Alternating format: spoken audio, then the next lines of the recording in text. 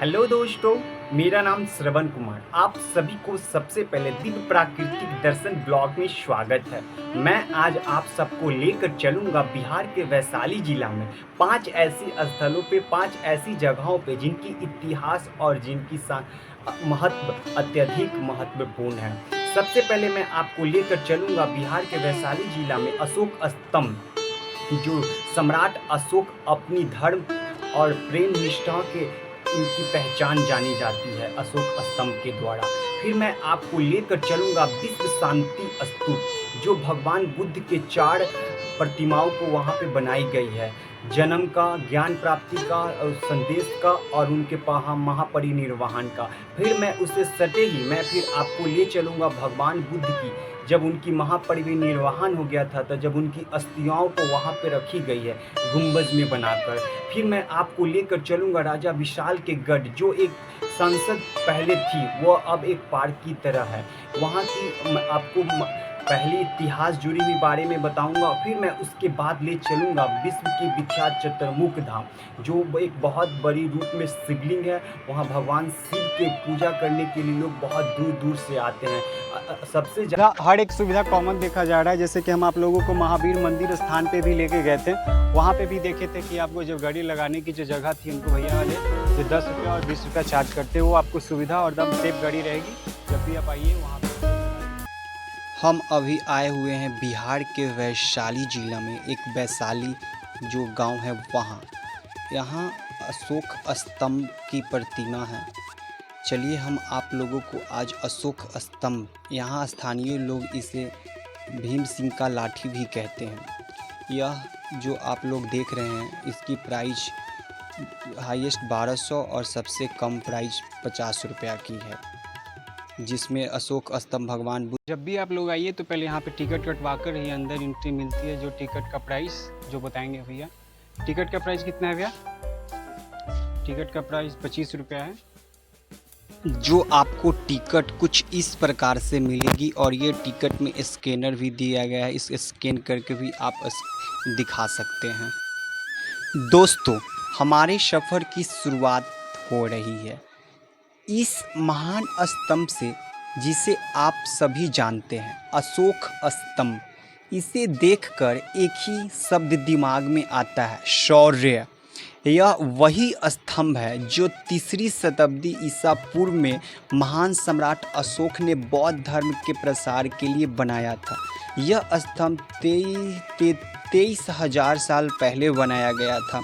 इस स्तंभ की ऊंचाई लगभग 18 मीटर है और इसके शीर्ष पर बना सिंह सम्राट अशोक की शक्ति और साहस और शांति का प्रतीक है।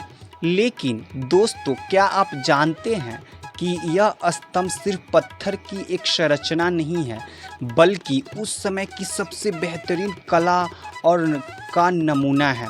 इस पर की गई नक्काशी हमें उस दौर की कला और संस्कृति की गहराई से परिचित कराती है।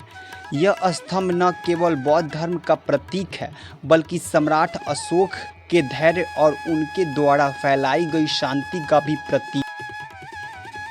चलिए मैं आप लोगों को कुछ दिखाता हूं, जिसे आप देखकर विश्वास नहीं कीजिएगा। यहाँ सिर्फ देसी लोग नहीं, यहाँ पे विदेश के भी लोग यहाँ पे आकर बुद्धिस्ट का प्रेयर करते हैं। आप खुद देखिए।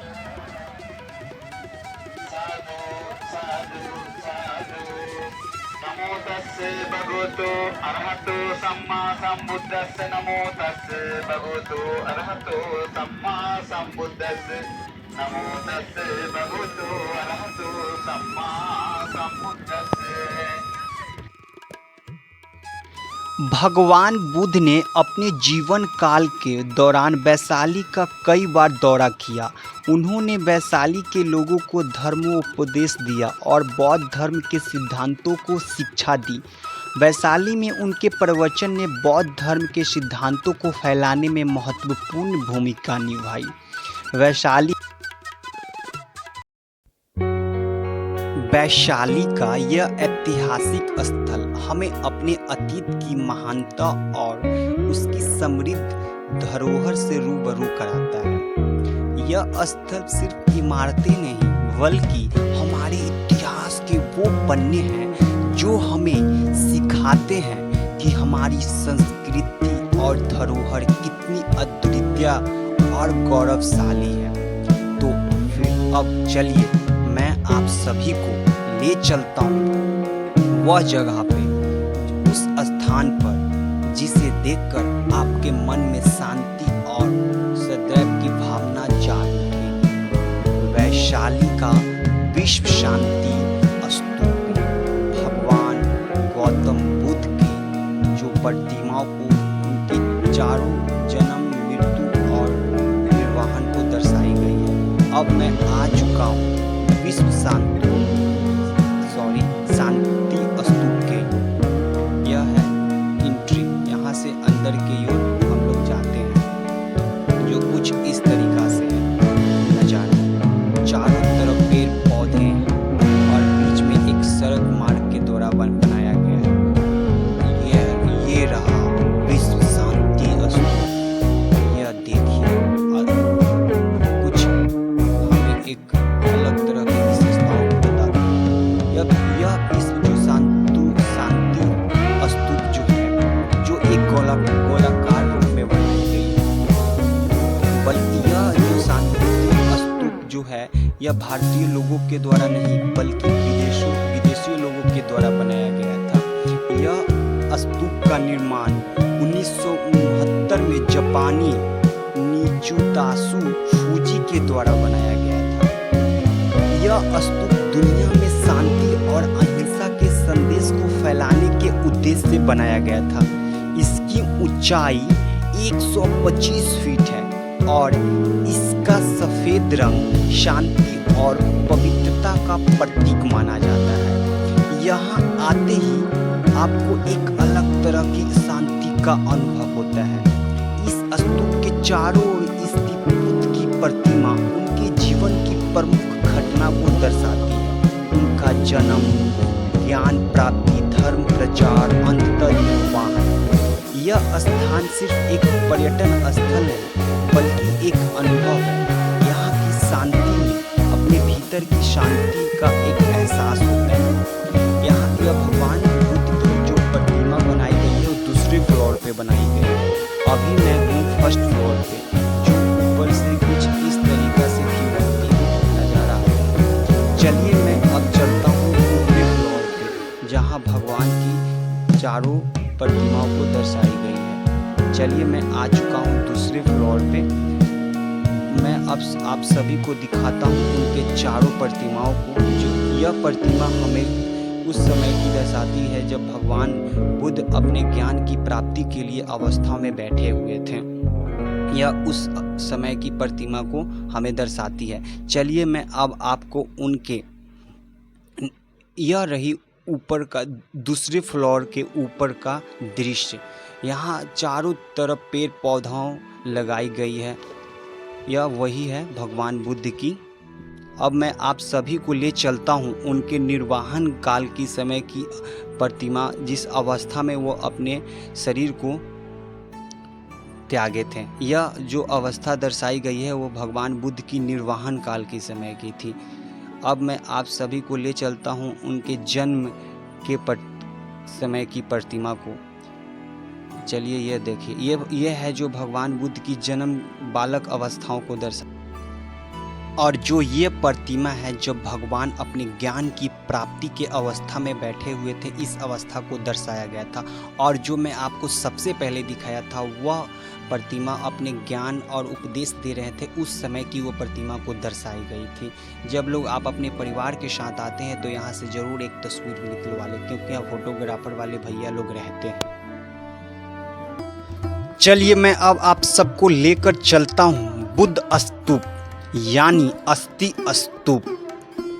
सबसे पहले यहाँ पे जब आइएगा तो भगवान बुद्ध की प्रतिमा बनाई गई है। यहाँ यह स्थान अत्यंत महत्वपूर्ण है। इसके पीछे का कारण चलिए मैं आप सभी को बताता हूँ। जो वो आप वहाँ देख रहे हैं वह एक गुंबज टाइप का बनाया गया है।